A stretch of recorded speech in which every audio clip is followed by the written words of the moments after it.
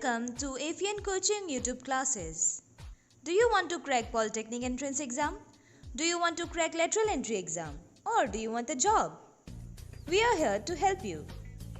We provide coaching for Polytechnic admission tests, semester classes for all the branches, lateral entry exam, RRB, SSC, APSC, APDCL coaching for junior engineers. We have the best faculties and great mentors. Every year, different students from different places either crack the entry exams or get the desired jobs with the help of our coaching. So, are you one of them? Yes, you are. So join us, subscribe to our channel or visit us. Hello everyone, welcome back to AFIAN Coaching YouTube channel. So, আমি যোৱা ক্লাছত কৰি আছিলো Assam history first part, ancient history যেটো আমি start কৰিছো, ancient Assam history. So, আমি start দিছিলো with Varman dynasty and then we entered Mlesh dynasty.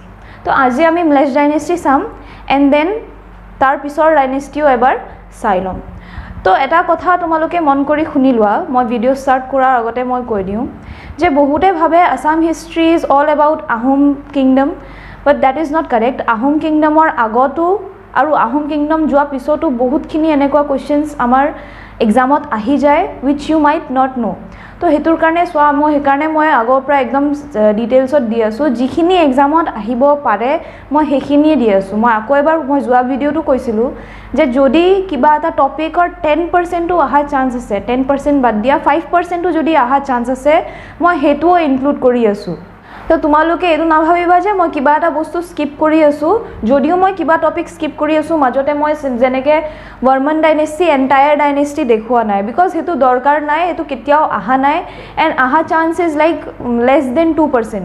তো মই হেকেটা টপিকে চুজ কৰি পেলাই তোমালোকক কৈ আছো because টাইম বহুত কম আছে it's just 2 months maximum যদি ধৰি লও তে হেতু টাইম পিৰিয়ডৰ ভিতৰত Assam history আছে Indian history আছে aptitude সব গেটা পঢ়িব আছে সো তোমালোকে কি কৰিব পাৰা ফৰেষ্টৰ কাৰণে মই স্পেশালি কৈ আছো ফৰেষ্টৰ জুনে জুনে এক্সাম দিবা তো তোমালোকে কি কৰিবা এইখিনি not only forest actually এটো সব এক্সামৰ কাৰণে এইখিনিয়ে ইম্পৰ্টেন্ট আৰু যদি বেছি ডিটেইলছত যাব খুজিছা it is totally up to you but this much of knowledge is more than enough for any kind of exam competitive exam because খালি অসমৰ কোৱেশ্চন তো নুখুধে বহুত কোৱেশ্চন থাকিব and খালি Assam history তো নুখুধে so what we have done is we have covered only those portions which are important যদিও 5% important তেতিয়াও ধৰিছো 100% important তো ধৰিছোৱে so you don't think that we have skipped anything okay so let's start with today's class তো last classত মই কি কৰিছিলো Varman dynasty কৰাইছিলো Varman dynasty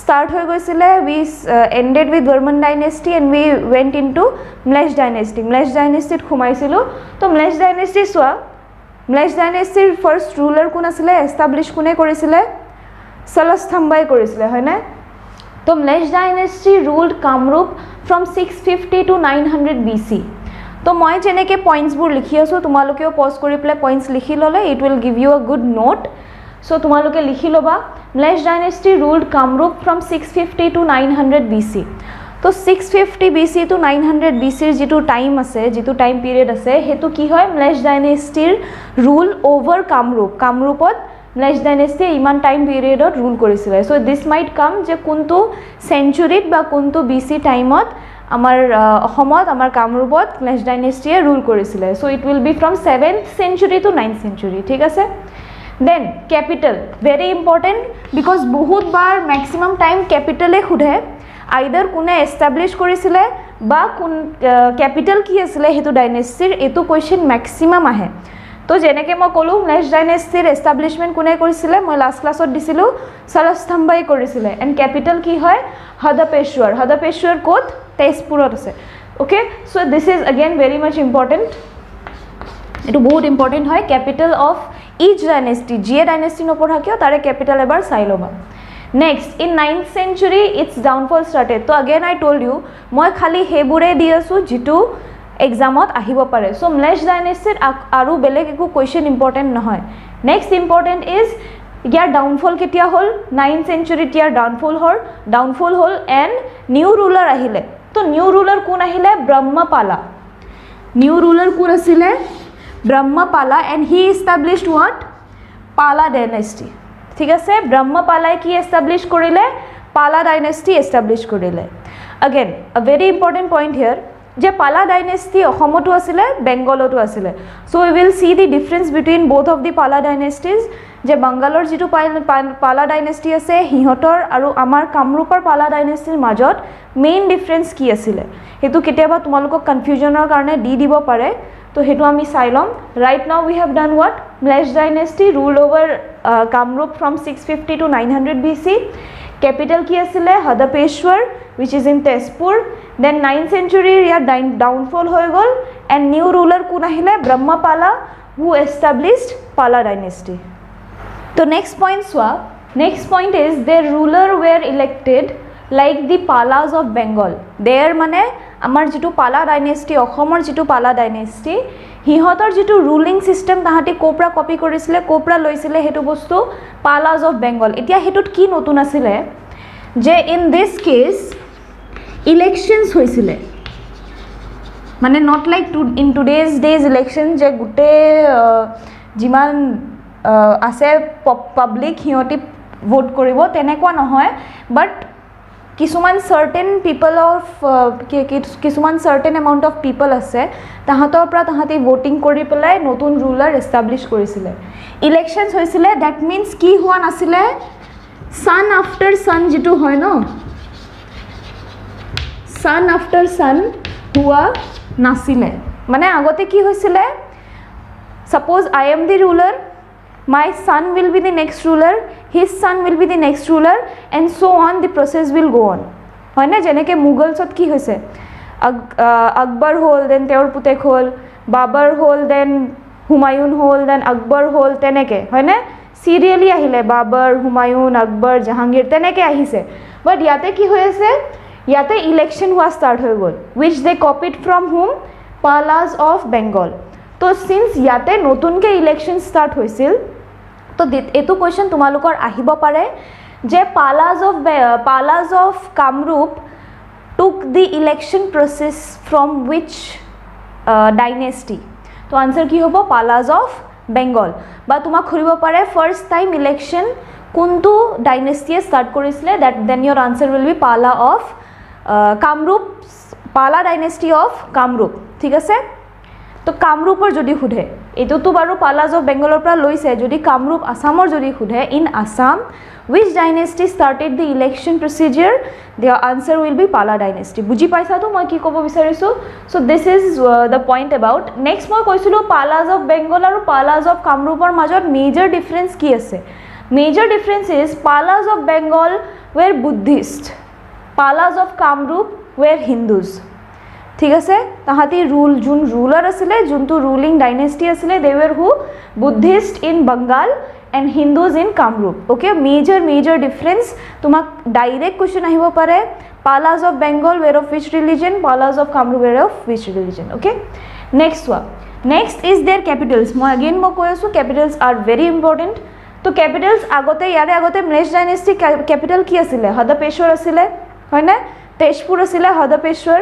So ইয়াতে তুমি বেছি একো মনত ৰাখিব নালাগে you might be thinking যে ইমান গেটা ডাইনেষ্টি আছে সবৰে ক্যাপিটালস কেনেকে মনত ৰাখিম just remember the first one what we saw হদপেশ্বৰ আছিল প্ৰথমটো next is in today's date Guwahati is the Dispur is the capital which is in Guwahati so Guwahati এটা ধৰি ললো গুৱাহাটীৰ আগৰ নামটো ভাবি থৈ দিয়া কামৰূপ নগৰ and another is North Guwahati which was called Durjaya so just remember হদপেশ্বৰ দুৰ্জয়া Kamrup নগৰ ঠিক আছে এনেকে মনত ৰাখিব পাৰা আই জেনাৰেলি হোয়াট ডু গুৱাহাটী আছে আৰু এটা গুৱাহাটী কি আছে নৰ্থ গুৱাহাটী এন্ড হদপেশ্বৰটো আগৰ পৰাই আছে হয় না গুৱাহাটীৰ তেতিয়াৰ নাম কি আছিল কামৰূপ নগৰ নৰ্থ গুৱাহাটীৰ তেতিয়াৰ নাম কি আছিল Durjaya okay just remember in that way or you might be asked যে দুৰ্জয়া যেটো হেতু টাইম পিৰিয়ডৰ দুৰ্জয়া আছিল আজিৰ দিনত হেতু কি হৈছে তো কি হ'ব নৰ্থ গুৱাহাটী কামৰূপ নগৰটো জানাই এটো গুৱাহাটী হয় সো আমি এতিয়া নেক্সট পইণ্ট চাম সো সোয়া পালা ডাইনেষ্টিৰ যেটো এন্ডিং আছিল হেতু এন্ডিং কোনটো টাইমত হৈছিল when গড় কিং ৰামপাল অফ বেঙ্গল এই ৰামপালৰ টাইটেল চাই পেলে নাভাবিবা যে পালা ডাইনেষ্টিৰে কোনবা হয় বেঙ্গলৰ যেটো আছিল ৰামপাল গড় king Rampal he invaded Kamrup and then অসমৰ কামৰূপৰ পালা ডাইনেষ্টিৰ এণ্ড হৈছিল what was the time period? 1072 to 1126. Okay, his ruling time. Then this is very important. Okay, again very important. Etu important hoy namtu kiteba khudhe je kune invade korute Pala dynasty end hoisile. It is who? Gaur king Rampal. Next, this is very important. Etu bahut bar ahise Pala dynasty চাৰিটা question নাহে, এটাই question আহিব. So this is the most question, মানে most of the এক্সামছত এইটো question আহে এইটো ভালকে চাই লোৱা. দি work of Pala dynasty is reflected in Madan Kamdev sculpture. Madan Kamdev sculpture, এই নামটো ভালকে মনত ৰাখিবা. বহুতবাৰ কি হয় মাধৱ কন্দলিৰ লগত এইটো একদম দেখিবলৈ একে. চ' you get confused. বহুত ষ্টুডেণ্টে মোক কেতিয়াবা আহি পেলাই কয় যে মদন কামদেৱ স্কাল্পচাৰৰ জেগাত মাধৱ কন্দলি লিখি আহিলোঁ. সেইটো নহয়, এইটো নকৰিবা. Work of Pala dynasty is Madan Kamdev sculpture. Madhav Kandali is totally different thing.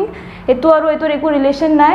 So' work of Pala dynasty কোনটোত ৰিফ্লেকশ্যন কৰি দিয়া আছে? Madan Kamdev sculpture. Either like this might the question come or Madan Kamdev স্কাল্পচাৰৰ কাৰ কথা লিখা আছে এইটোও সুধিব পাৰে. Then your answer is what? Pala dynasty. ঠিক আছে, পুৰা ভাইচ ভাৰ্চা মনত ৰাখিবা. পালা ডাইনেষ্টিৰ মদন কামদেৱ স্কাল্পচাৰ, মদন কামদেৱ স্কাল্পচাৰৰ Pala dynasty. Remember it in both the ways. ঠিক আছে, চ' আজি আমি কি কৰিলোঁ? Next dynasty and Pala dynasty চালোঁ. লাহে লাহে যাম, তোমালোকে চব বস্তু ভালকৈ এবাৰ চাই ল'বা. যিটো টাইমলৈকে মই নেক্সট চেপ্টাৰ ষ্টাৰ্ট কৰোঁ, যিটো টাইমলৈকে মই নেক্সট টপিক ষ্টাৰ্ট কৰোঁ, you should be very much confident up till this. ইয়ালৈকে ছাপ'জ নেক্সট ক্লাছ যদি মই কালি কৰাওঁ তেনেহ'লে কালিলৈকে এইখিনি ভালকৈ ক্লিয়াৰ হ'ব লাগিব. যদি মই পৰহি কৰাওঁ পৰহিলৈকে এইটো ক্লিয়াৰ হ'ব লাগিব. ইটছ নট লাইক তোমালোকে সদায় পঢ়ি আছা এণ্ড সদায় নতুন বস্তু পাই পেলাই আগৰখিনি পাহৰি গৈ আছা. অ'কে, ৰিভিজন মাৰি থকা, যিখিনি পঢ়ি আছোঁ এইখিনি বাৰে বাৰে পঢ়ি থকা. চ' হিয়াৰ at this point ancient Assam history খতম. চোৱা বহুত সৰু আছিলে, বেছি ডাঙৰ নহয়. Next is medieval history, that will start in the next class. Okay, আজিৰ কাৰণে এইখিনিয়ে. Thank you. Thank you for watching. Don't forget to hit the like button, subscribe to our channel and turn on the bell icon.